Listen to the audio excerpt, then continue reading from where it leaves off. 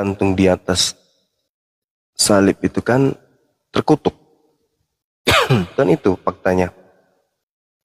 Tertulis di Bible Galatia 3 nomor 13. Al-Quran saya juga mengatakan itu.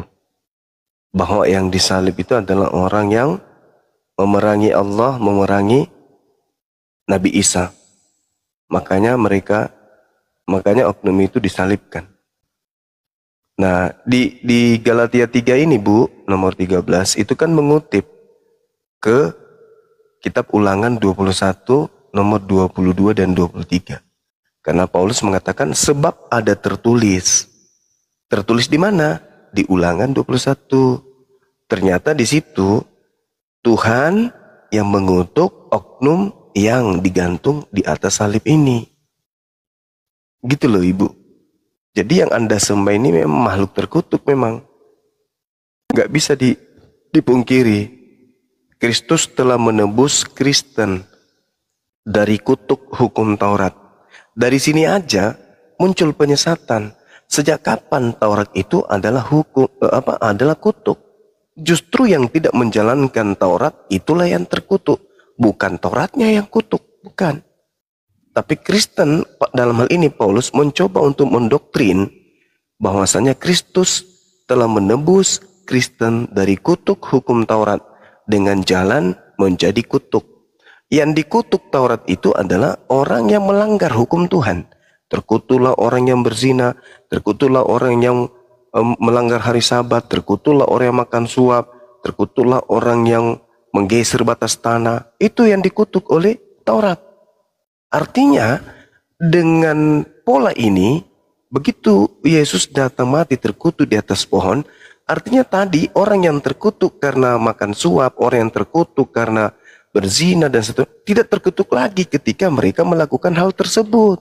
Karena Paulus sudah menebusnya, Yesus sudah menebusnya. Dengan jalan apa? Dengan jalan kutuk. Dengan jalan kutuk Yesus itu. Jadi Anda menyembah makhluk Tuhan yang mati terkutuk di atas pohon, di atas salib. Itu fakta Bu. Silakan pakai data bantai itu, silakan. Jadi gini, sebenarnya kami tidak ada terganggu dengan kata-kata terkutuk itu. Tapi ketika statement kata terkutuk itu menginterpretasikan atau memframingkan bahwa Yesus itu orang yang terkutuk, itu yang tidak kami izinkan. Karena jika kami izinkan, maka kami akan menganulir 1 Petrus ayat 22 yang mengatakan ia tidak berdosa dan tipu tidak ada dalam mulutnya. Oleh sebab itu, dalam Matius, ketika dia disalibkan, ada penyesalan dari Mahkamah Agung. Yang dimana ini orang Yesus ini tidak berdosa, kenapa kalian salib? Tapi ketika Bang Juma tadi mengatakan bahwa Yesus ini memang untuk menebus dari hukum kutuk Taurat itu, kami mengaminkan. Karena jika bukan Yesus yang menebus kutuk dari hukum Taurat itu, kami tidak sanggup. Itulah kenapa kedatangan Yesus itu menempatkan hukum kasih kami, yaitu hukum di Matius 1 kalau nggak salah pasal 37 ayat 17 mungkin. Coba dicek karena saya nggak megang. Dia bilang kasihilah Tuhan Allahmu dengan segenap hatimu. Itu memperkuat atau mengcover hukum Taurat 1 sampai hukum Taurat ke-4, di mana dibilang jangan sebut Allahmu dengan sembarangan, aku adalah Allah cemburu dan sebagainya. Hukum kasih yang pertama ini mengcover, menutupi, menggenapi hukum Taurat pertama dan keempat sampai keempat. Lalu hukum Taurat ke-5 sampai ke-10, hormatilah orang tuamu, jangan berdusta, jangan berzina, jangan membunuh. Itu terdapat di hukum kasih yang Yesus paparkan yang kedua, yaitu kasihilah sesamamu manusia seperti dirimu sendiri. Jadi dari hukum inilah yang pertama dan yang terutama. Dan dengan datangnya Yesus membawa hukum kasih ini, itulah sebabnya tadi saya tidak suka berdebat, karena saya ingin menerapkan hukum kasih itu kepada teman-teman semuanya. Demikian. Oke, baik. Ibu, saya ingin tahu dulu cakupan pengetahuan Ibu terkait hukum Taurat. Hukum Taurat ini sebenarnya Tuhan sampaikan kepada Nabi Musa, itu berlaku untuk siapa rupanya hukum Taurat ini? Untuk Kristen atau untuk Yahudi saja? Baik. Hukum Taurat konteksnya saat diturunkan kepada Musa itu berlaku kepada orang Israel. ya, Oke. yang diturunkan kepada Musa. Dan pada saat diturunkan, itu Musa sempat memecahkan dua batu loh itu. Ya, karena menurut Musa bangsa Israel itu sangat berdosa saat itu. Apalagi ketika mengacu pada hukum Taurat yang membuat janganlah membuatmu bagimu patung berhala. Tapi pada realitanya Musa mendapati mereka membuat patung-patung emas. Ya, maksud saya gini, Bu. Jadi Apakah hukum artinya, hukum ya silakan Bang Juma. apakah hukum Taurat ini berlaku untuk Kristen? Pada saat kemudian hukum Taurat itu didatangkan kepada Nabi Musa dan kaumnya, kan Romawi dalam hal ini juga hadir. Mereka hidup berdampingan tuh. Nah, Ya. apakah hukum Taurat ini berlaku untuk orang Roma yang mendirikan nantinya Katolik? Apakah Ya, berlaku oke. hukum Taurat ini untuk orang Roma atau hanya untuk orang Yahudi saja? Ya, oke. Tadi saya belum sepenuhnya menjelaskan. Jadi izin saya menjelaskan setelah mic-nya saya serahkan ke Bang Juma, baru di tektok ke saya lagi ya Bang ya. Izin ya. Iya, Jadi silakan. saat itu hukum diberikan ke bangsa Israel ya, yang khusus memang privilege dari Tuhan Allah. Nah, sampai berjalannya hukum ini, manusia masih tetap berdosa, sehingga para nabi pun berdosa. Seperti kita ketahui bahwa Daud pun melakukan dosa, bagaimanapun dia hubungannya dekat dengan Allah, tetap melakukan dosa, termasuk dosa zina. Ya, tapi saya tidak membahas dalam konteks itu.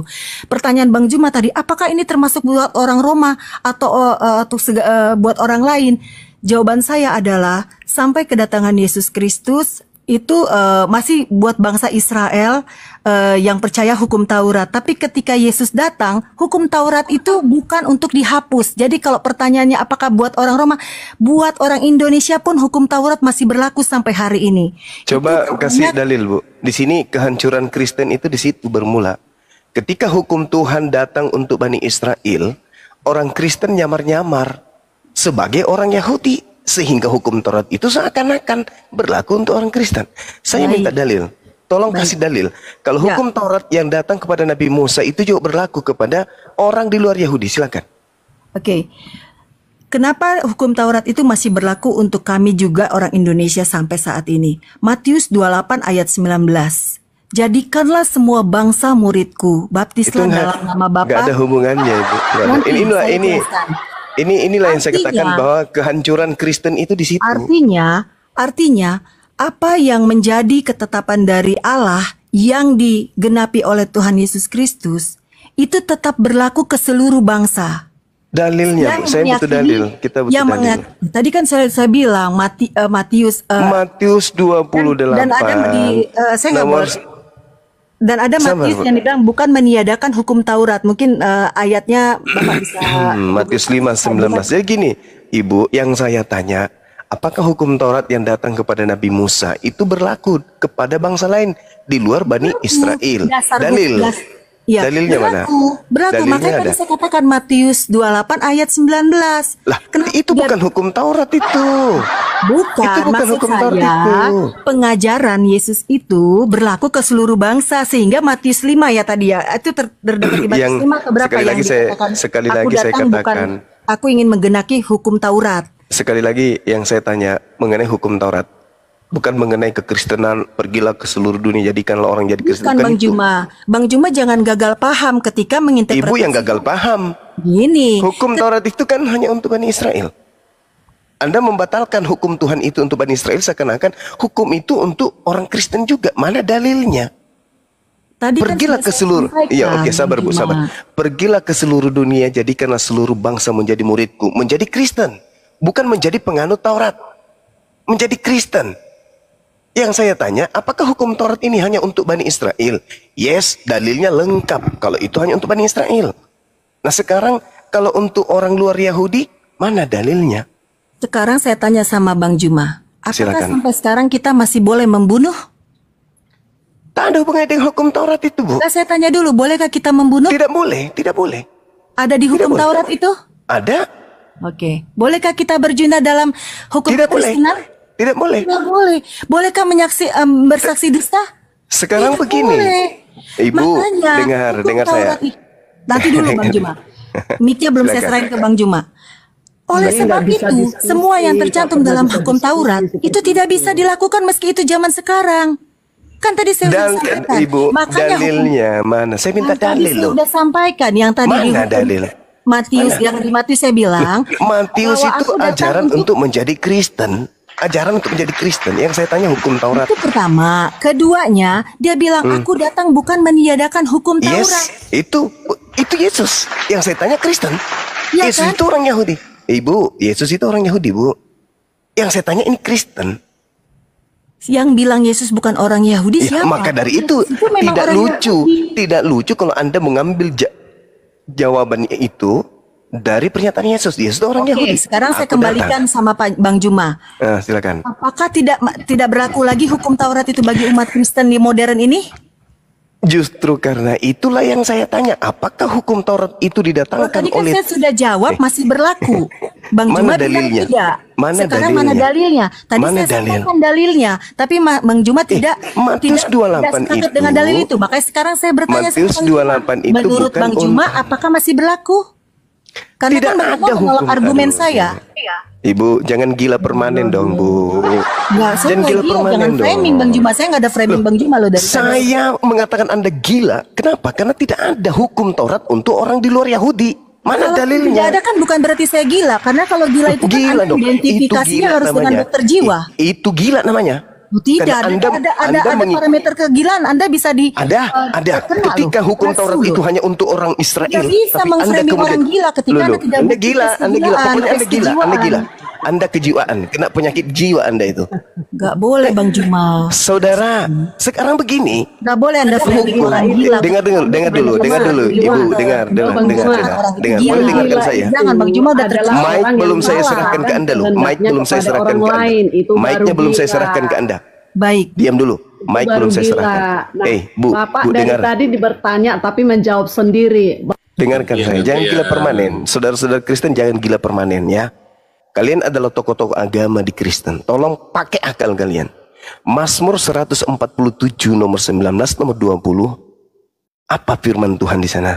Hukum-hukumku hanya berlaku kepada Bani Israel. Aturan-aturanku yang datang kepada Yakub hanya untuk Israel. Aku Tuhan tidak memberlakukan hal tersebut kepada bangsa lain. Dalil itu. Ulangan 33 nomor 4. Hukum Taurat hanya berlaku bagi Bani Yakub. Kalian Bani Yakub? Bukan. Yeremia 31 nomor 31 sampai nomor 33.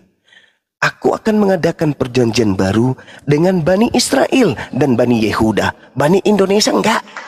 Jangan ngarang-ngarang cerita. Ya.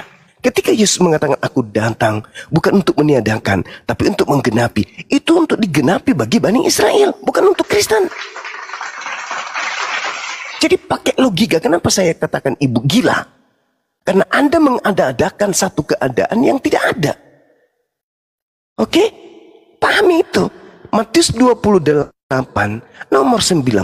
Jadikanlah seluruh bangsa menjadi pengikutku. Pengikut makhluk yang keluar dari kubur.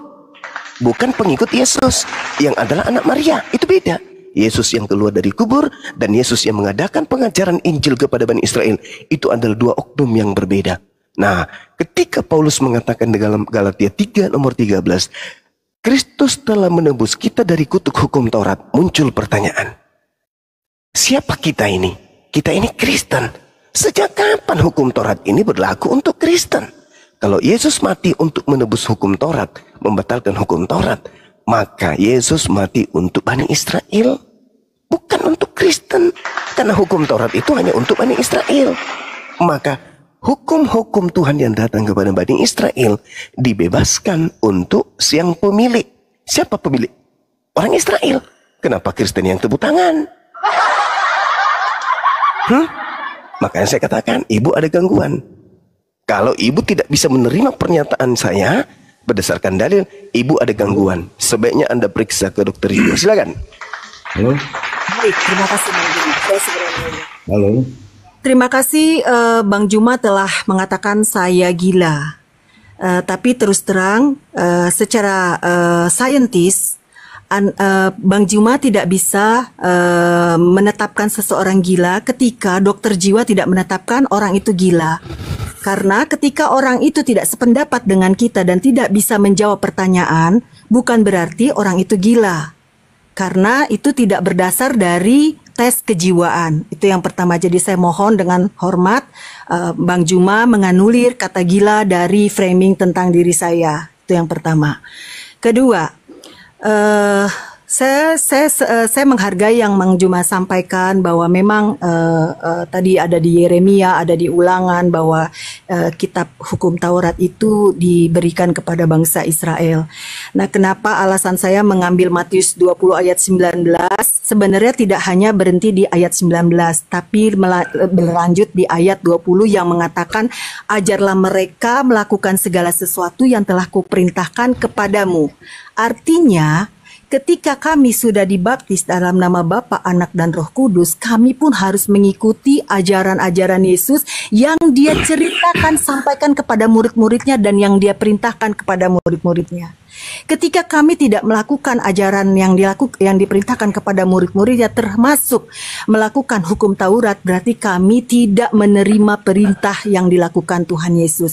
Itulah mengapa saya menjawab secara eksplisit bahwa Tuhan Yesus itu memerintahkan kami melakukan hukum Taurat. Dasar yang pertama itu. Dasar yang kedua adalah ketika kami tidak melakukan hukum Taurat, itu sama saja kami menganulir hukum kasih yang saya sampaikan tadi di Matius 37. Kasihilah Tuhan Allahmu dengan segenap hatimu, yang mengcover hukum Taurat pertama sampai hukum Taurat keempat. Kasihlah sesamamu manusia, termasuk saya harus mengasihi Bang Juma dan lain-lain, seperti dirimu sendiri, yaitu mengcover hukum Taurat yang kelima sampai hukum Taurat yang ke-10. Demikian Bang Juma. Terima kasih. Oke, baik.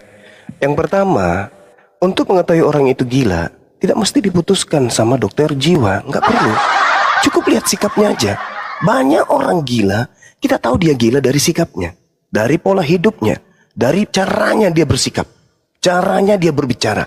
Nggak perlu ke dokter gila untuk menentukan orang itu gila. Nggak perlu. Itu yang pertama. Yang kedua, ketika ibu mengatakan bahwasanya kami ini melakukan kasih, dengarkan pelan-pelan ibu, dengarkan pelan-pelan. Di dalam kemudian pengajaran Yesus di Matius 22, hukum kasih utama yang pertama dan yang kedua, itu semuanya menurut Yesus tersimpul di dalam hukum Taurat. Oke? Tersimpul di dalam hukum Taurat. Kasih kepada Allah, kasih kepada Tuhan, kasih kepada manusia, itu dua-duanya terkumpul dalam hukum Taurat. Baca Efesus 2 nomor 15. Dengan matinya Yesus di atas tiang salib, Yesus telah membatalkan hukum Taurat dengan segala perintah ketetapan yang ada di dalamnya. Dengan kata lain, Yesus telah membatalkan ajaran kasih itu dengan dia mati, menurut Paulus pendiri Kristen. Lalu kemudian, ini saya ingin menghadiahkan ibu pengetahuan. Lukas 16 nomor 16, hukum Taurat dan kitab para nabi berlaku sampai pada zaman Yohanes. Oke, setelah Yohanes nggak berlaku lagi, apalagi di luar Yahudi. Ini yang saya minta dari tadi. Mana dalilnya hukum Taurat itu untuk Kristen? Tidak ada. Berarti ketika Yesus mati di atas salib untuk nebus kutuk Taurat, berarti Yesus mati untuk yang empunya hukum, yaitu Bani Israel. Seibarat Indonesia punya undang-undang KUHP dibubarkan, maka Indonesia rakyatnya yang dibebaskan dari undang-undang tersebut. Bukan orang Cina, bukan orang Belanda, bukan orang Jepang. Hore, kita merdeka. Kenapa? Hukum KUHP Indonesia sudah dihapuskan. Loh, kamu kan orang Jepang, nggak terikat dengan hukum itu. Inilah yang terjadi dengan Kristen.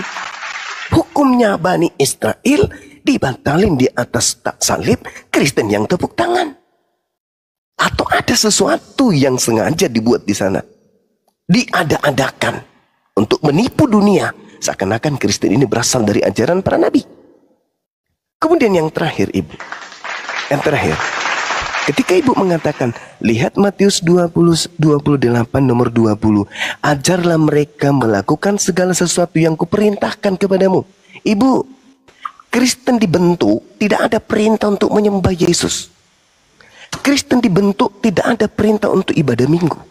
Kristen dibentuk tidak ada perintah untuk kemudian makan babi, membatalkan hukum Taurat, menyembah selain daripada Elohim. dan tidak ada perintah dibentuk oleh Yesus untuk menjadikan orang-orang menjadi Kristen. Itu dulu. Yesus tidak pernah mengajarkan, ajarilah manusia ada ilah lain. Keluaran 20 nomor 3, jangan ada ilah lain di hadapanku. Kristen punya ilah baru dari bentukan manusia dan dari bentukan burung merpati. Itu saja sudah dilanggar oleh orang Kristen, tapi mulutnya selalu berkata, kami ini adalah pelaku Torah. Pelaku Torah apaan? Yang kamu sembah anak orang, yang kamu sembah makhluk aneh yang keluar dari kubur. Adakah kemudian ajaran kemudian Yahudi dalam Taurat seperti itu? Tak ada. Adakah Tuhan yang dibentuk kemudian jadi manusia, jadi burung? Nggak ada. Kenapa kalian membentuk Tuhan? Sedangkan perintahnya jangan ada Tuhan lain di hadapanku. Kalian membentuk Tuhan dari bentukan daging, namanya Yesus. Yang kemudian ada juga yang berupa cahaya yang datang kepada Paulus, namanya juga Yesus. Itu Tuhan-Tuhanan baru buatan kalian. Itu bukan Tuhannya Yahudi. Ya, jadi seperti itu Bu, sekali lagi saya katakan bahwa hukum Taurat itu hanya untuk Bani Israel saja. Yesus berkata kepada pengikutnya Bani Israel, waspadalah kepada serigala yang datang kepada kalian, nyamar-nyamar seperti Bani Israel, pada sesungguhnya mereka adalah serigala buas. Itulah Kristen. Silakan. Terima kasih Bang Jimmy. Sikap saya masih konsisten yang mengacu pada ketika Bang Juma mengatakan memframing saya gila dengan sikap dan pola cara berbicara saya tetap menolak karena sampai detik ini kebetulan saya banyak tes di institusi dan tidak ada satupun institusi baik kelembagaan negara yang mengatakan saya gila, karena kalau saya gila saya tidak dikeluarkan hasil tes yang mengatakan saya cukup baik IQ-nya, cukup baik kejiwaannya, jadi saya tetap menolak premis dari atau statement dari Bang Juma. Demikian. Karena kalau misalnya saya gila, saya hanya mengacu kepada orang yang memiliki profesi sebagai dokter jiwa yang memang mereka memiliki kualifikasi untuk menetapkan seseorang itu sakit gila atau tidak, rusak kejiwaan atau tidak, demikian. Dan untuk yang kedua, terima kasih atas pandangan Bang Juma tentang Matius 2 ayat 20 tadi yang mengatakan bahwa itu tidak berlaku untuk kami di zaman yang modern ini untuk tetap melakukan hukum Taurat. Itu dari pandangan Bang Juma, meskipun saya sudah menyampaikan bahwa kami tetap harus melakukannya karena itu karena hukum kasih itu mengcover dari hukum Taurat tadi. Namun dari pandangan ini justru saya ingin bertanya malah kepada Bang Juma, di mana tadi sebelumnya sudah diskusi mengenai agama samawi dan lain-lain, artinya Islam juga mengacu kepada hukum Taurat ataupun Nabi Musa. Pertanyaan saya, apakah ajaran kitab Bang Juma harus melakukan hukum Taurat tersebut sampai hari ini dan itu tidak berlaku bagi umat Muslim karena merujuk kepada literatur yang Bang Juma sampaikan bahwa itu hanya kepada bangsa Israel dan sampai kepada Yohanes Pembaptis, batasan timeline berlakunya hukum Taurat. Apakah itu juga tidak berlaku bagi umat Islam? Itu yang pertama. Mengingat Nabi Israel yang Musa ini memang dia dikhususkan untuk orang Israel, masih masuk di dalam kenabian umat Muslim. Yang kedua, orang Kristen ataupun orang yang percaya Tuhan Yesus Kristus memegang hukum kasih tadi yang saya sampaikan di Matius 37 tadi, yaitu kasihilah Tuhan Allahmu dan kasihilah sesamamu manusia seperti dirimu sendiri. Apakah ada hukum yang seperti ini di Al-Qur'annya Bang Juma yang diyakini dan diimplementasikan oleh umat Muslim? Silakan Bang Juma. Terima kasih. Oke, baik. Yang pertama, saya masih konsisten dengan pernyataan saya. Kalau ibu itu saya identikkan seperti apa yang saya katakan tadi, Bukan karena ibu itu makan sampah atau tidak mandi atau ibu itu tidak mengurus tubuh Anda sampai saya mengatakan itu, enggak. Tetapi saya berpola kepada Markus 5, di mana ada orang gila yang kemudian karena kegilaannya dia lari menuju kepada Yesus dan menyembah Yesus. Dan setelah kemudian dia tidak gila lagi, setelah dia waras, dia berhenti menyembah Yesus. Itu maksud saya, Ibu, ya. Baca Markus 5 dari nomor 1 sampai nomor 20. Mudah-mudahan Ibu bisa paham apa maksud saya mengatakan ibu itu gila. Karena Yesus itu jelas manusia. Yesus itu jelas adalah anak Maria, tapi dianggap Tuhan. Habis itu Ibu mengatakan Ibu tidak melanggar hukum Taurat. Kami masih melakukan hukum Taurat, tapi Ibu menyembah manusia. Itu kan bukan normal lagi, itu gangguan itu, Ibu. Nah, kemudian ketika Ibu berbicara mengenai apakah dalam Islam itu ada pengajaran Taurat, masih menjalankan Taurat, Ibu, umat Islam itu orang waras, Bu. Hukum Taurat itu untuk Bani Israel, bukan untuk kami umat Islam. Bukan.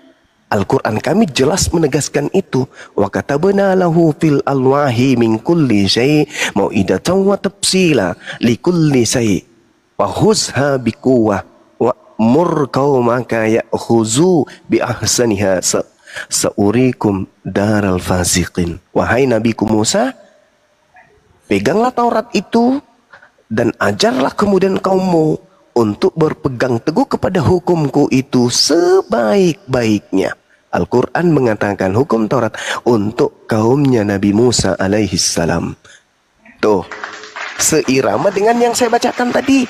Yeremia 31 nomor 31. Aku akan memasukkan hukum Taurat ke dalam batin setiap Bani Israel. Jadi Bani Israel memahami bahwa hukum Taurat itu untuk mereka. Al-Quran menjelaskan hukum Taurat itu untuk mereka, bukan kemudian untuk bangsa lain. Nah, kemudian kalau Ibu mengatakan apakah di Islam itu mengajarkan agama kasih, ajaran kasih. Sekali lagi saya katakan, Bu, ya, ajaran kasih itu semuanya terkumpul di dalam hukum Taurat dan kemudian dibatalkan oleh Paulus di dalam Efesus 2 nomor 15. Nah, kalau di Islam coba Anda buka sekali-kali pelajari Al-Quran surah Al-Maidah ayat 32, At-Taubah ayat 6, Al-Muntahana ayat 8, Al-Maidah ayat 13, Al-Jasiyah ayat 14, Asyura ayat 40 dan 45. Bagaimana kemudian perintah di dalam Al-Quran untuk mengasihi seluruh umat manusia dan memaafkan kesalahan-kesalahan manusia. Tuh Al-Quran itu jelas tuh. Oke? Jadi sekali lagi kita kembali kepada tema bahwa di Kristen itu tidak ada hukum Taurat. Dengan adanya Yesus yang dijadikan sebagai Tuhan, itu sudah menggugurkan hukum Taurat. Karena hukum Taurat yang pertama itu adalah kasihilah Tuhanmu dengan segenap hatimu.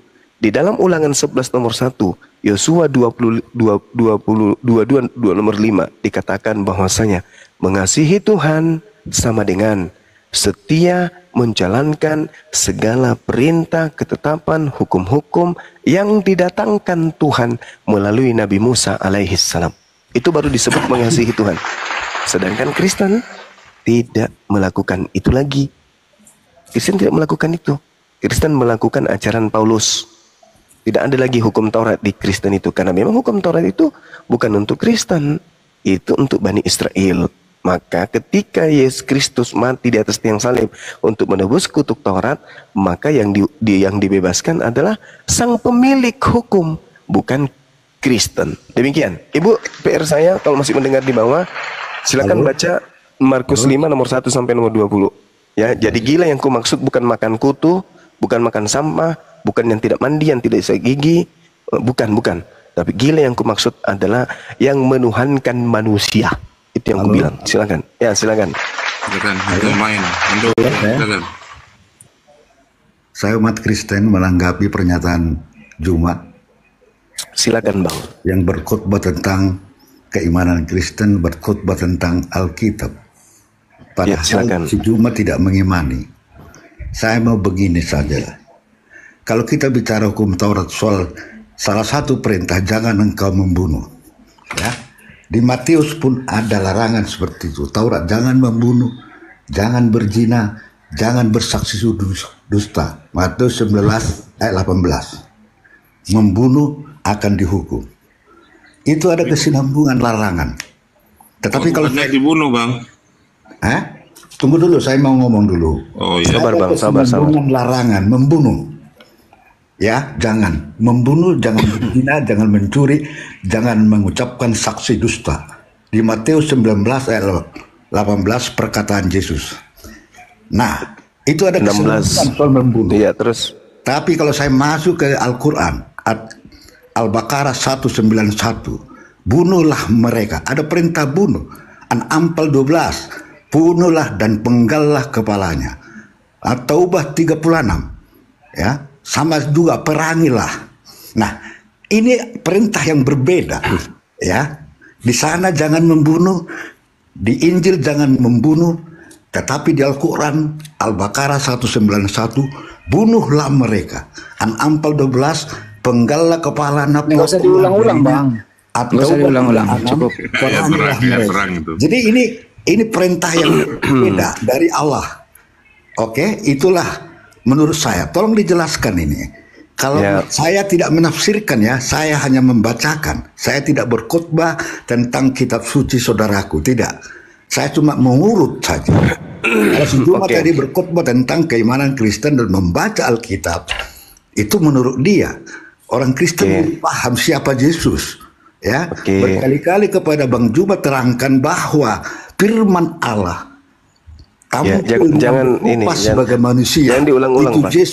Yesus bukan persetubuhan suami istri. Cukup gantian. Ya, jadi gini saudara, mengenai bunuh ya. Ya, di dalam Bible, sabar. Di dalam Bible kalau bunuh sinkronisasi ya dari Taurat saudara ke Injil. bisa gantian kan kita ya. Gantian. Nanti ada kesempatan sendiri. Di Al-Quran itu ada surat Ar-Rahman. Nama surah itu artinya kasih sayang. Di Bible enggak ada surat-surat kayak gitu, enggak ada. Kemudian, sabar Pak, gantian kita, sabar. Nanti Bapak coloti lagi ya.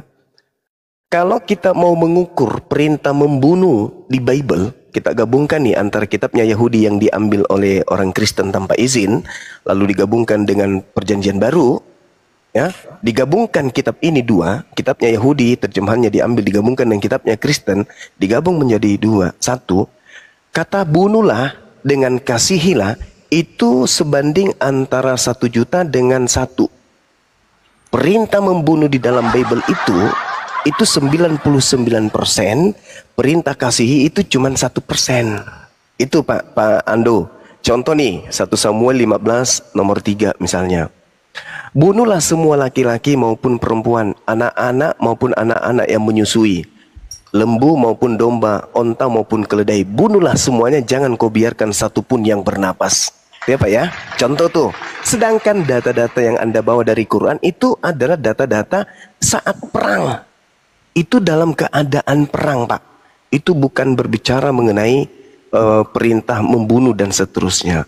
Kemudian, sabar ya, kemudian ketika Anda mengatakan terkait bunuh, Matius 19 yang Anda bawa, di situ dikatakan ketika orang itu bertanya kepada Yesus, Guru, apa yang harus aku kerjakan supaya saya bisa masuk surga? Yesus menjawab, jangan kau membunuh.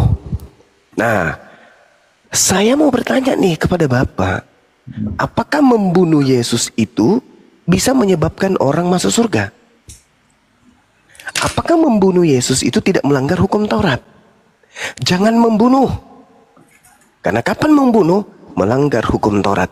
Apakah membunuh Yesus itu melanggar hukum Taurat atau tidak? Jawab, silakan.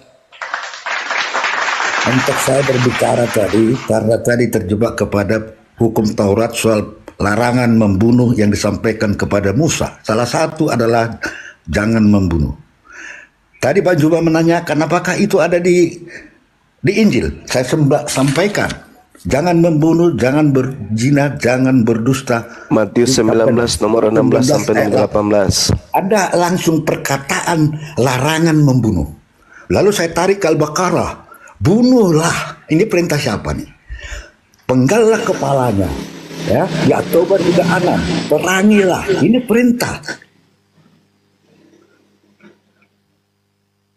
Tadi kan saya sudah menjelaskan Bapak, itu adalah ayat perang. Sedangkan yang tertulis di dalam kitab yang Anda gunakan di dalam 1 Samuel 15 itu lagi tidak perang, tapi diperintahkan membunuh anak-anak, anak laki-laki, anak perempuan, ya, yang menyusui, bahkan anak bayi pun disuruh bunuh. Lembu, domba, onta, keledai disuruh bunuh, dan itu dalam keadaan tidak perang. Kenapa disuruh bunuh? Jadi enggak usah ambil itu, bukan itu poinnya. Sekarang pertanyaan saya, ketika Anda mencoba mengatakan dalam Matius 19, jangan membunuh, pertanyaan saya, apakah membunuh Yesus itu melanggar hukum Taurat? Coba, jawab, silakan.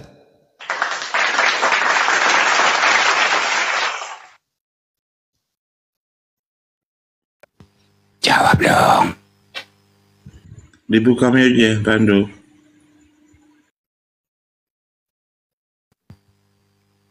Dijawab. Bang Ando, dibuka nya.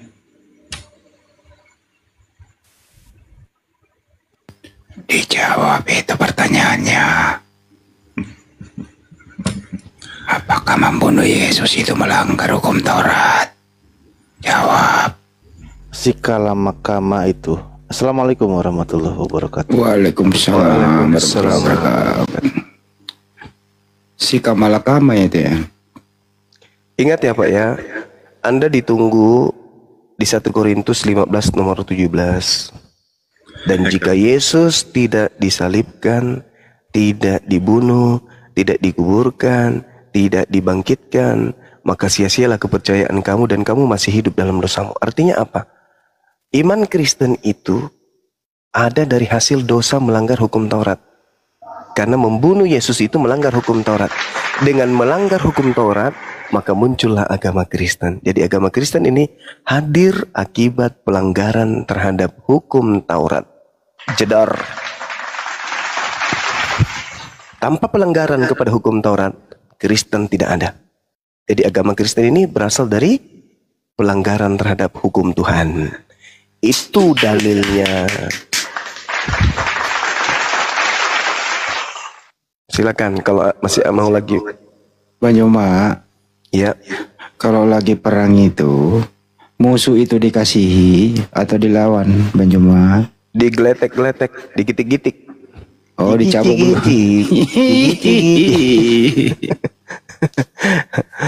Ya, jadi ya silakan, masih ada, Bu, silakan.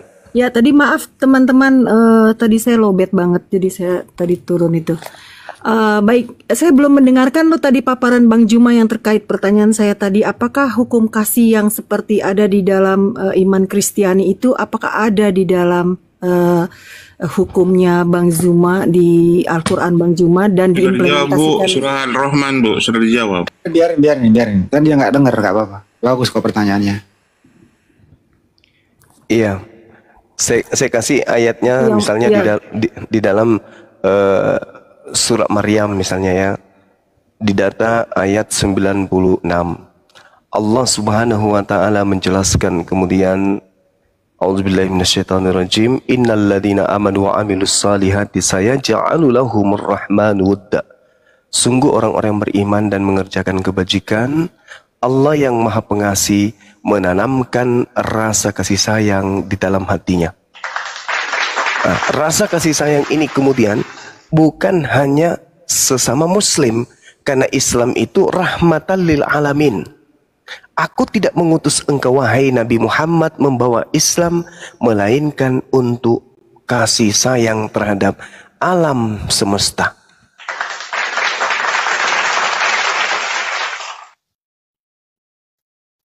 Oke. Itu ya Bu ya? Ya, sampai situ. Baik, saya menerima Bang Juma. Apakah ini termasuk juga kepada Islam atau Muslim yang melakukan pembakaran gereja dan lain-lain? Apakah mereka mengerti hukum yang tadi Bang Juma sampaikan? Itu kemungkinan dia tidak mengerti. Kemungkinan dia tidak mengerti karena Islam itu tidak mengajarkan seperti itu.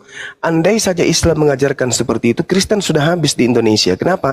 Karena Indonesia sebelum merdeka itu dijajah oleh manusia yang beragama Kristen dan juga Katolik. Dan nama Tuhannya Yesus, rumah ibadahnya gereja, nama kitabnya Bible. Faktanya 350 tahun orang-orang yang beragama Kristen ini membunuh jutaan manusia, membuat jutaan manusia menjadi yatim piatu dan wanita menjadi janda, itu jutaan dibuatnya. Kuburan 40 korban jiwa dari keganasan orang-orang yang bernama Kristen, yang beragama Kristen. Tapi apakah kemudian ketika kami orang Islam ini berhasil mengusir mereka, pengikut-pengikutnya atau rumah ibadahnya diratakan dengan tanah? Enggak. Karena Islam melarang. Enggak boleh merusak rumah ibadah agama lain. Enggak boleh. Dilarang dalam agama Islam, haram hukumnya. Jadi kalau ada kemudian orang yang mengatakan dirinya Islam kemudian membakar gereja, itu melanggar Islam, itu melanggar, nggak boleh. Tapi kalau di Kristen saya rasa sah-sah saja sih, karena di dalam 1 Yohanes 2 nomor 1 dikatakan, barang siapa yang berbuat dosa, maka ada Yesus yang mendamaikan dosa Kristen. Baik. Itu artinya mereka yang Islam yang melakukan pembunuhan ataupun melakukan saksi dusta terhadap sesamanya, itu bukan Islam yang menganut paham dari Quran yang diadopsi oleh keimanan Bang Zuma dan teman-teman, begitu ya, dari statement itu. Apakah itu yang dimaksud ya Bang Zuma? Iya, karena itu tidak sesuai dengan Islam. Itu tidak boleh dalam Islam, tidak boleh. Baik. Jadi ketika Al-Maidah ayat 32. Ada yang melakukan itu adalah bukan barisan dari Islam, gitu ya Bang ya? Penduduknya, orangnya mungkin KTP-nya Islam, tapi dia tidak sedang menjalankan ajaran Islam. Al-Quran surah Al-Maidah jelas sekali diterangkan kemudian, A'udzubillahi minasyaitonirrajim, min ajli dzalika katabna ala bani Israel annahu man qatala nafsan bighairi nafsin aw fasadi fil ard faka'annama qatalan nas jami'a. Barang siapa yang membunuh satu manusia, maka dia sama halnya membunuh seluruh umat manusia. Wa man ahyaha faka'annaha ahya nas jami'a. Dan barang siapa yang menyayangi satu manusia, maka dia sama halnya menyayangi seluruh umat manusia. Al-Quran surah Al-Maidah ayat 32. Baik. Jadi demikian juga analoginya seperti yang tadi Bang Juma sampaikan, bahwa penjajah Indonesia 350 tahun adalah orang Kristen.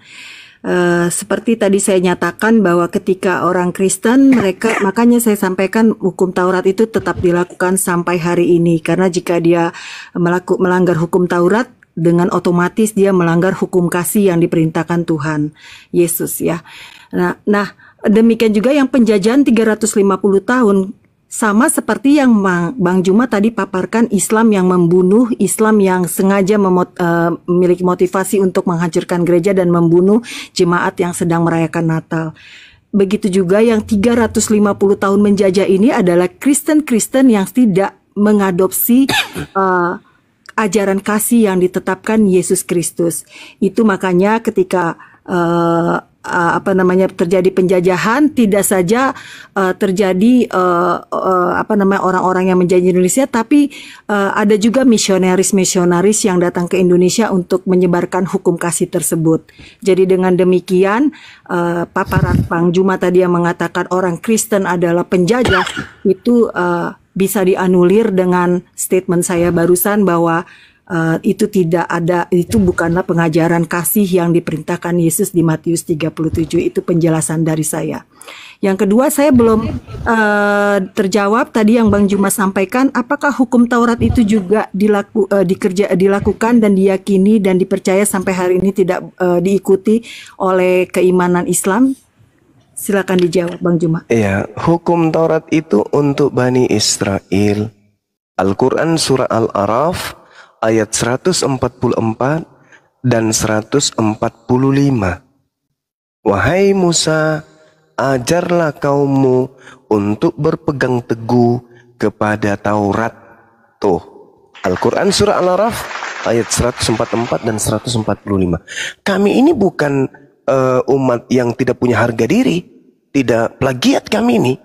Kami bukan penyamar-penyamar. Hukum itu hanya untuk Bani Israel. Kami punya Al-Quran dong. Kami nggak mau menggunakan kitabnya orang.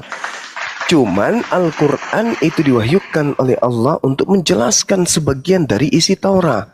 Al-Quran surah Al-Ahqaf ayat 12. Wa min qablihi kitabu Musa imama wa rahmah.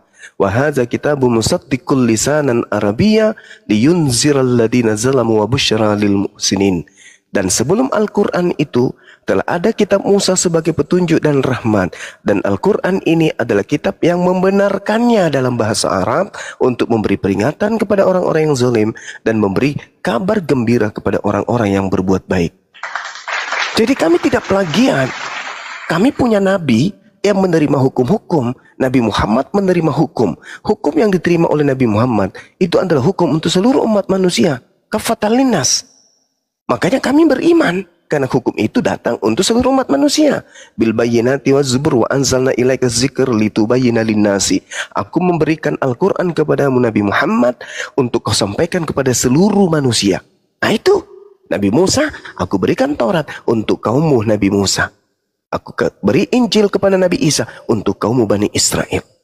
Makanya Kristen tidak punya Injil Yesus. Karena Yesus itu hanya untuk Bani Israel. Dan Yesus menurut catatan yang ada di dalam Bible-nya orang Kristen, Yesus datang mengajarkan Injil kepada Bani Israel. Markus 1 nomor 14. Itu jelas itu. Bagaimana kemudian Yesus mengajarkan Injil kepada Bani Israel. Ucapan-ucapan Yesus hanya untuk Bani Israel, bukan untuk bangsa lain.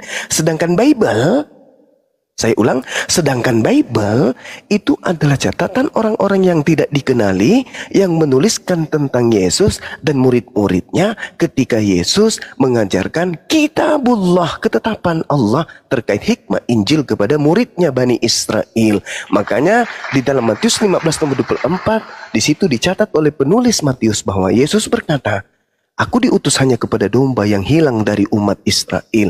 Itu ucapan Yesus. Kitab Anda itu ditulis setelah Yesus tak ada di bumi. Sedangkan Yesus itu adalah pembawa Injil. Injilnya tidak dihafalkan, Injilnya tidak dituliskan. Injilnya hanya disampaikan kepada pengikutnya Bani Israel saja. Sedangkan Kristen ini adalah oknum di luar garis. Ingat, Yesus adalah pihak pertama sebagai penyampai firman kepada Bani Israel. Bani Israel adalah pihak kedua sebagai penerima firman dari pihak pertama, yaitu Yesus. Tidak ada Kristen di sini, nggak ada. Kristen ini pihak ketiga, pihak yang berada di luar garis. Tidak ada hubungannya dengan Yesus. Makanya kita susun perintah Yesus ketika dia datang di tengah-tengah Bani Israel. Dari perintah 1 sampai ke perintah 3 juta, tidak akan pernah bisa mengantarkan orang menjadi Kristen. Apa yang bisa menjadikan orang menjadi Kristen? Perintah-perintah Paulus. Nah itu baru bisa menjadi Kristen. Tapi kalau perintah Yesus, mustahil orang bisa menjadi Kristen. Kenapa? Karena Yesus mengajarkan untuk jangan membunuh. Sedangkan Kristen, agama yang dihasilkan dari hasil membunuh. Jadi kalau berbicara mengenai kasih, Kristen itu, mohon maaf nih, Kristen tidak ada di bumi ini kalau tidak ada pembunuhan. Kata siapa? Kata Paulus. Dalilnya di mana? Terang, saya bacakan tadi di dalam 1 Korintus 15 nomor 17. Dan jika Yesus tidak dibangkitkan, maka sia-sialah kepercayaan kamu dan kamu masih hidup dalam dosamu. Bisa nggak Yesus dibangkitkan tanpa dibunuh? Nggak bisa. Berarti dengan kata lain, jika Yesus tidak dibunuh, maka sia-sialah kepercayaan kamu dan kamu masih hidup dalam dosamu. Sedangkan membunuh Yesus adalah dosa besar.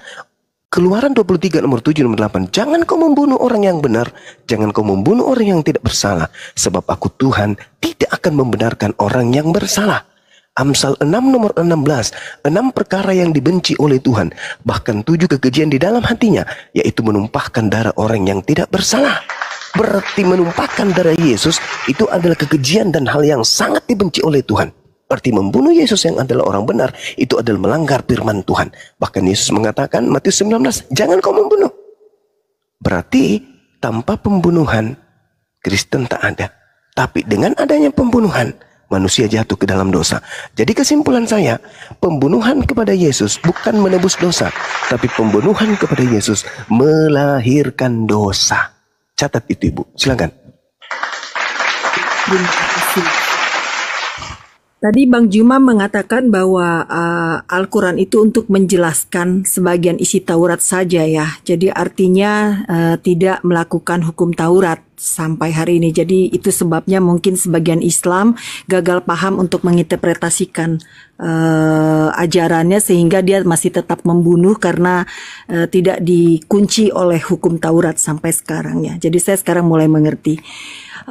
Lalu yang kedua adalah tadi Bang Juma mengatakan bahwa agama Kristen lahir dari pembunuhan. Mungkin saya lebih sepakat agama Kristen lahir dari kematian Yesus Kristus, karena pembunuhan yang tadi Bang Juma rujuk dari 1 Korintus 15 ayat 17 di mana Paulus mengatakan jika Kristus tidak dibangkitkan maka sia-sialah kepercayaan kamu dan kamu masih hidup dalam dosamu. Ya, karena ini panjang dan lebar ini sebenarnya untuk menjelaskan perikop ini. Saya mungkin di lain waktu mau bertemu lagi dengan Bang Juma untuk kita lebih depth untuk membahas perikop ini.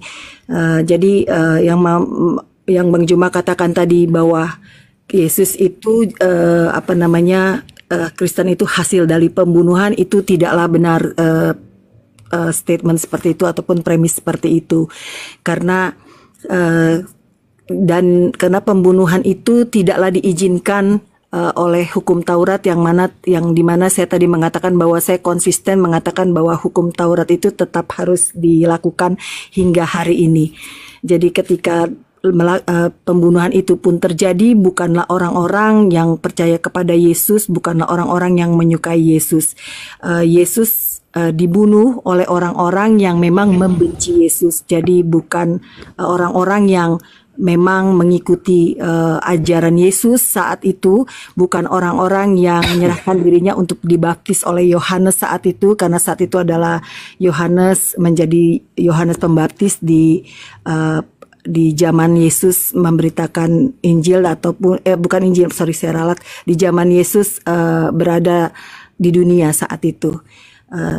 Jadi untuk selanjutnya mungkin saya akan masuk ke Komal Bang Juma, karena malam ini saya tadi udah live dari pagi. Mohon izin kita bisa sambung di Komal berikutnya Bang Juma. Salam kenal dari saya. Iya, sama-sama Ibu. Terima kasih telah melakukan pencerahan dan diskusi. Buat Bang Handi juga terima kasih, salam kenal. Tadi mohon maaf agak sedikit ini tektokan karena tadi saya memang sengaja lagi kulo nuwun aja karena saya tadi habis kirim message sama Bang Arif ya. Makasih Bang Arif hostnya telah mengundang saya untuk berdiskusi di ruangan ini. Buat teman-teman yang lain mohon maaf jika ada salah kata maupun hal-hal yang tidak menyenangkan. Terima kasih, salam damai semuanya. Mohon izin saya turun, nanti kapan-kapan saya bisa bertandang ke rumah-rumahnya Bang Juma. Baik. Ya. Terima kasih. Silakan Ibu juga. Saya juga terima kasih dan sekalian minta maaf ketika ada kata saya yang kurang berkenan untuk Ibu. Itu hanya sekedar untuk bahan kita untuk berpikir ya. Oke, saya lanjutkan. Ibu terima kasih, sehat selalu. Saya menunggu ya, baik. Saya menunggu Ibu kapan hari lagi untuk berdiskusi dengan saya ya. Baik. Saya ingin ya oke. Saya ingin izin aku live ya. Terima kasih ya, teman-teman. Makasih Ibu, makasih. Selamat malam semua. Ya Ibu. Jadi teman-teman sekalian, Ibu ini mengatakan bahwa pantasan aja di Islam itu masih bisa membunuh kata dia kan. Nah, ini cara licik yang memang diajarkan dari agamanya gitu. Mereka harus cerdik, ya cerdik seperti ular. Memang seperti itu mereka. Di dalam 1 Filipi 1 nomor 18 terkait pemberitaan tentang Yesus, mereka boleh dengan cara menipu, dengan cara jujur, dengan cara palsu boleh, mengelabui boleh. Padahal tadi saya sudah membacakan ayatnya. Barang siapa yang membunuh satu manusia, sama halnya dia membunuh seluruh umat manusia. Ada nggak dalil itu di kitab mereka? Nggak ada. Al-Quran mengatakan walladzina la yud'una ma'allah ilahan akhara wa la yaqtuluna an-nafsa allati harramallahu illa bil haqq wa la yaznun wa may yaf'al dzalika yalqa adzama. Al-Quran mengatakan itu. Tidak boleh membunuh. tidak boleh membunuh, diharamkan oleh Allah. Itu dalilnya. Tidak boleh membunuh manusia, haram hukumnya dalam Islam. Lalu kemudian tadi sudah saya bacakan ya dalam surah Al-Maidah, jangan membunuh, barang siapa membunuh satu manusia sama halnya membunuh seluruh umat manusia. Sedangkan di dalam kitab mereka yang mereka pakai, yang dipraktekkan oleh Belanda, Ulangan 20 nomor 10, apabila engkau mendekati suatu kota untuk berperang melawannya, maka haruslah engkau menawarkan perdamaian kepadanya. Apabila kota itu menerima tawaran perdamaian, tadinya kupikir, oh, ketika mau berdamai akhirnya damai-damai aja. Ternyata tidak. Apabila kemudian mereka menerima perdamaian itu, mereka membukakan pintu gerbang kotanya untukmu, maka haruslah semua orang yang terdapat di situ melakukan pekerjaan rodi bagimu dan menjadi budak bagimu. Gila nggak ini ajaran? Ini yang dipraktekkan oleh Belanda. Tapi dia orang ibu itu tadi mencoba untuk ya seperti Filipi 1 nomor 18. Tetapi apabila kota itu tidak mau berdamai, melainkan mengadakan pertempuran melawan engkau, maka haruslah engkau mengepungnya, dan setelah Tuhan menyerahkannya ke dalam tanganmu, haruslah engkau membunuh seluruh penduduknya yang laki-laki dengan mata pedang. Ini yang diperhatikan. Kemudian coba kita lihat di dalam Lukas 19 ya, nomor 27. Akan tetapi semua seteruku ini yang tidak suka akan aku menjadi rajanya, bawalah mereka kemari dan bunuhlah mereka di depan mataku. Itu dalil. Nah, di mana kemudian agama Kristen ini disebarkan dengan masuk ke satu tempat dengan tidak seperti yang diperhatikan Belanda?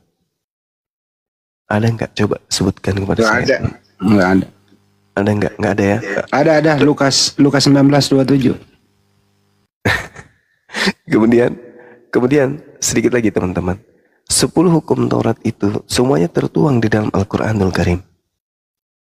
Di dalam Al-Baqarah ayat 163. Tidak boleh menyembah selain daripada Tuhannya Ibrahim, Ishak dan Yakub. Tidak boleh. Jangan ada ilah lain selain daripada Tuhannya Abraham, Ishak dan Yakub. Nggak boleh. Sedangkan mereka mengadakan Tuhan di luar Tuhannya Bani Israel. Tuhannya Abraham, Ishak dan Yakub. Pernahkah Abraham, Ishak dan Yakub menyembah anak Maria? Tidak pernah. Pernahkah Abraham, Ishak dan Yakub menyembah hakikat pencipta langit dan bumi yang maha suci lagi maha tinggi? Pernah. Nah, itulah yang kita sembah. Kemudian yang kedua, terkait dengan tidak dibolehkan, kemudian jangan ada patung dan seterusnya. Al-Quran surah Al-Qasas ayat 88. Tidak boleh membuat patung. Tidak boleh. Kemudian melarang kemudian menyebut nama Tuhan Al-Quran dengan sembarangan. Al-Quran surah Al-Araf ayat 180. Kemudian larangan membunuh. Ayat 68 dari surah Al-Furqan. Kemudian hormati kedua orang tua kita. An-Nisa ayat 36. Kemudian larangan berbuat zina. Juga tertuang di dalam Al-Quran surah Al-Isra ayat 32. Larangan keras kemudian untuk melakukan kesaksian palsu. Al-Ahzab ayat 70. Kemudian larangan mengingini yang bukan hak kita. Al-Quran surah An-Nisa ayat 54. Kemudian menjalankan hari yang ditunjuk sebagai hari yang suci bagi kaum umat Islam. Al-Jumu'ah ayat 9. Kalau hukum sabat itu hanya untuk Bani Israel. Nah, kita hari Jumat, Al-Jumu'ah ayat 9. Dia hari Minggu nggak ada dalilnya. Kemudian dilarang mencuri, dilarang merampas hak orang lain. Al-Quran surah Al-Baqarah ayat 188. Jadi 10 hukum itu ada di Islam. Tetapi apakah hanya 10 hukum? Enggak. Semua di Islam itu ada hukumnya. Masuk rumah ada hukumnya, keluar rumah ada hukumnya, masuk toilet ada hukumnya, bangun tidur ada hukumnya, mau tidur ada hukumnya, mau makan ada hukumnya, selesai makan ada. Semua di Islam itu sempurna, semua ada hukumnya, semua ada aturannya. Jadi kita nggak bangga dengan 10 hukum itu. Apa sih itu, kecil itu. Di Islam itu syarat semua dengan hukum. Hukum Taurat itu hanya untuk Bani Israel. Itu yang ibu tadi tidak bisa selesaikan. Bahwa hukum Taurat itu hanya untuk Bani Israel. Tiba-tiba dia loncat ke Matius 28 nomor 19. Pada Matius 28 nomor 19 itu, itulah yang Yesus sebutkan di dalam Yohanes 12 nomor 31. Bahwa penghukuman dunia ini sekarang telah dimulai. Sedang dimulai. Sebab sang penguasa dunia telah dilemparkan keluar. Sejak itulah kemudian terjadi penyesatan secara sistematis terhadap anak keturunan Adam. Makanya di dalam Matius 12 nomor 43 sampai nomor 38 sampai nomor 40, disitulah mulai kemudian 38 sampai 40 itu ketika kemudian angkatan jahat ini minta satu tanda. Tanda apa? Bangkit dari kubur pada hari ketiga. Itulah mulai tanda kehancuran dunia ketika angkatan jahat ini melakukan aksi-aksinya ke seluruh dunia. Aksi daripada angkatan jahat adalah mengajarkan kejahatan mereka merebak ke seluruh penjuru bumi. Nah, itulah yang Yesus katakan dalam Yohanes 12 tadi. Dunia sudah dihukumkan sebab sang penguasa dunia telah dilemparkan keluar. Keluar dari mana? Silakan saudara-saudara Kristen jawab. Saya kira begitu, teman-teman. Terima kasih.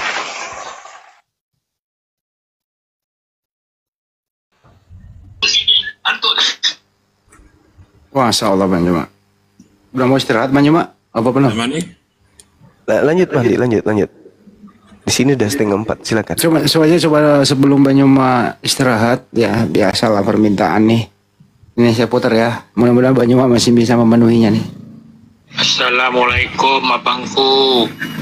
Tolong dibacakan surah Al-Ahzab 34, 40 lah, 41 lah, sekitar itu. Tolong ya abangku yang ganteng. Udah itu aja. Kalau Bang Juma masih berkenaan nih. Ayat berapa tadi Bang Andi? Al-Ahzab ayat surah keberapa itu? Ayat keberapa tadi? Suara saya nggak kedengaran. Al-Ahzab ayat berapa Bang Andi? Allah. Ayat 34. Masya Allah. Cuman saya nggak bisa terlalu keras bicara ya teman-teman. Pengunjung banyak saudara kita dari Sebelang nginap di sini. A'udzubillahi minasyaitonirrajim. Bismillahirrahmanirrahim. Wazkurna ma yutla fi buyutikunna min ayatillahi wal hikmah. Innallaha kana latifan khabira.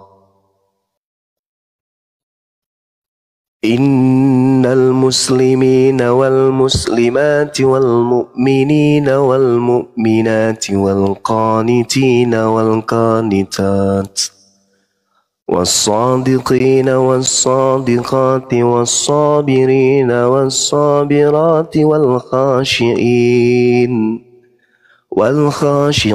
والخاشعات والمتصدقين والمتصدقات والصائمين والصائمات والحافظين فروجهم والحافظات والذاكرين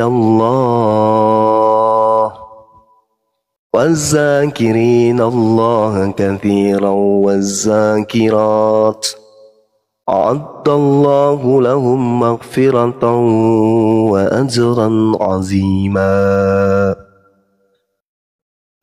وما كان لمؤمن ولا مؤمنة إذا قضى الله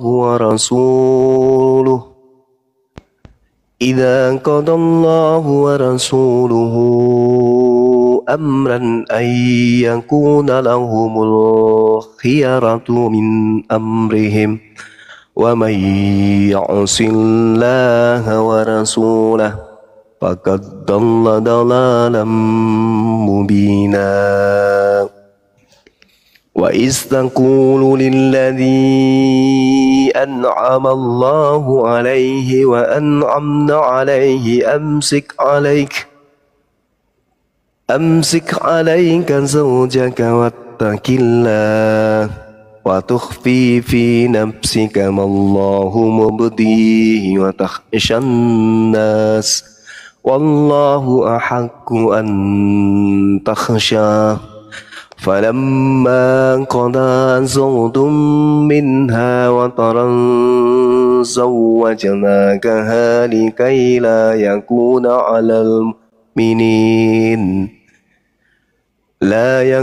على المؤمنين حرج في أزواج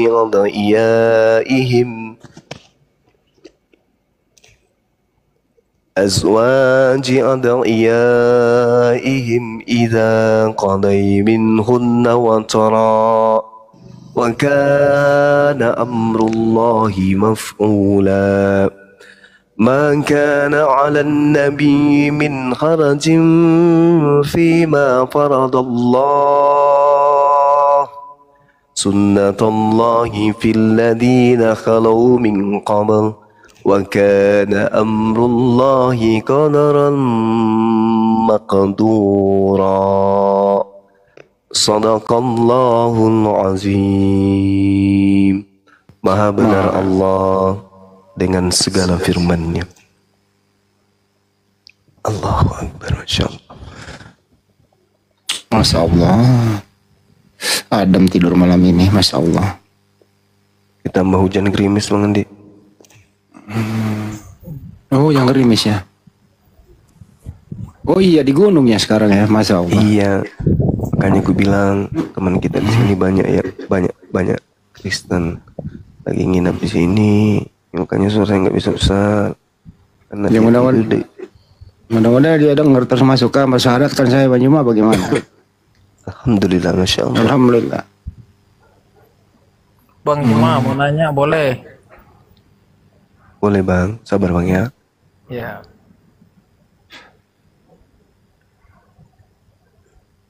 Saya ini kan apa? Kalau agama dari lahir Kristen. Cuman ya bukan orang yang taat juga lah. Saya mau bertanya, bagaimana cara Bang Juma apa meyakinkan orang-orang yang belum mengenal Islam gitu kan. Nah, baru yang kedua,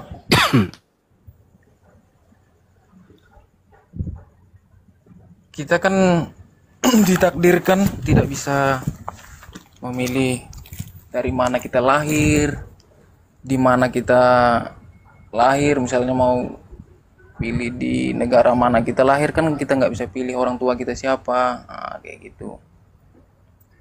Jadi kan kita tak bisa pilih agama kita tuh. Waktu kita lahir tuh orang tua kita tuh kita pengen agama Islam contohnya, agama Kristen contohnya, apa agama yang lain gitu. Otomatis kan kita kalau mengikuti agama dari orang tua, yang diajarkan dari orang tua kan, itulah yang seharusnya memang kita taati, itu yang kita pelajari dan itu yang kita lakukan. Jadi kan kalau penilaian saya kan kebanyakan kan apa yang kita yakini dari awal memang tidak bisa terpenuhi sampai akhir, sehingga kita kayak seperti saya inilah kan di keyakinan saya yang saat ini pun tidak saya pelajari dengan baik gitu.